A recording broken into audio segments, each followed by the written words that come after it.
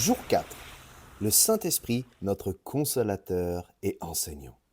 Aujourd'hui, nous allons découvrir une facette merveilleuse du Saint-Esprit. Il est notre consolateur, celui qui nous réconforte dans les moments difficiles, et notre enseignant, celui qui nous révèle la vérité de Dieu et nous aide à comprendre la Bible. Alors prions ensemble. Saint-Esprit, nous te remercions d'être notre consolateur et notre enseignant. Dans les moments de tristesse, viens nous réconforter. Dans les moments de confusion, viens nous éclairer. Ouvre nos cœurs et nos esprits pour que nous puissions entendre ta voix et comprendre ta parole. Aide-nous à marcher chaque jour dans ta vérité. Amen. Alors, une pensée pour aujourd'hui. Dans les heures précédant sa crucifixion, Jésus a fait une promesse extraordinaire à ses disciples. Il ne les laissera pas orphelins, mais il leur enverrait un autre consolateur. Ce mot grec, paraclète, signifie aussi celui qui est appelé à côté pour aider, avocat ou intercesseur. C'est une vérité puissante qui a transformé la vie des premiers chrétiens et qui continue de le faire aujourd'hui. Le Saint-Esprit n'est pas seulement là pour nous donner de la puissance, mais aussi pour nous accompagner personnellement dans nos peines, nos doutes et pour nous guider dans toute la vérité, comme un professeur divin. C'est ce que Francis Chan appelle Dieu oublié, soulignant l'importance de redécouvrir cette relation intime et quotidienne avec l'Esprit. Maintenant, plongeons nos regards dans la parole. Le Saint-Esprit nous console dans nos chagrins, nous donne la paix au milieu de la tempête et nous fortifie quand nous sommes faibles. Mais il est aussi notre guide infaillible, nous enseignant tout ce que Jésus a dit, nous rappelant sa parole et nous conduisant dans toute la vérité. Il nous aide à comprendre les Écritures et à discerner la volonté de Dieu pour nos vies. Jean 14, verset 26, le Saint-Esprit enseigne toutes choses.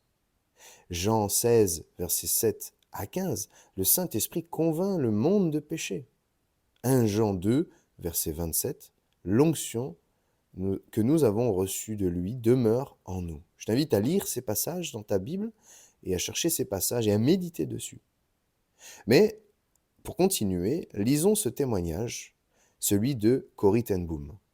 Corrie ten Boom, une chrétienne hollandaise qui a survécu au camp de concentration nazi, est un témoignage vivant de la puissance consolatrice du Saint-Esprit.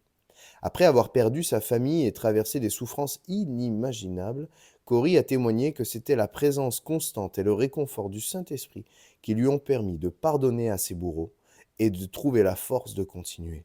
Elle a souvent raconté comment, même dans les moments les plus sombres, l'Esprit lui rappelait des versets bibliques et lui donnait une paix surnaturelle qui dépassait toute compréhension humaine. Son histoire est un puissant rappel que le Saint-Esprit est un consolateur fidèle, même face à l'horreur la plus profonde. Maintenant, quelques questions.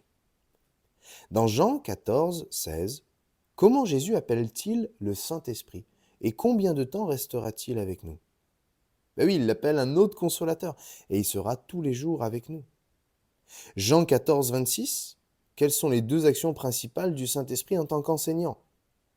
Eh oui, il enseigne toutes choses et il rappelle tout ce que Jésus a dit. Mais alors, allons plus loin. As-tu déjà vécu un moment où tu avais besoin de consolation ou de clarté et où tu as senti la présence ou la direction du Saint-Esprit? Comment le Saint-Esprit peut-il t'aider à mieux comprendre ta Bible ou à prendre de bonnes décisions cette semaine? Si le Saint-Esprit est notre enseignant, cela signifie-t-il que nous n'avons plus besoin d'apprendre des pasteurs ou des livres? Explique ta réponse. Maintenant, c'est le coin des enfants. Alors, est-ce que vous êtes prêts? Ah, toi-même tu sais, on commence, tu commences à être habitué, par un dessin. Alors, dessine une main tendue qui console quelqu'un de tristesse et une autre main qui tient un livre ouvert, qui représenterait la Bible, mais qui symbolise le Saint-Esprit qui console et qui enseigne. Deuxième défi, le défi mime. Mime une scène où tu es triste et où un ami, comme le Saint-Esprit, vient te consoler. Puis mime une scène où tu ne comprends pas un problème et où cet ami t'aide à trouver la solution. Fais-le avec papa et maman ou avec tes frères et sœurs. Maintenant, Le troisième défi parole. Demande au Saint-Esprit de t'aider à comprendre un verset de la Bible que tu as du mal à saisir aujourd'hui. Et pour terminer, la musique du jour. Que ton règne vienne d'Horizon Louange. Faites-vous du bien à l'écoute de cette musique, repassez ces paroles, et que Dieu vous bénisse, on se voit demain.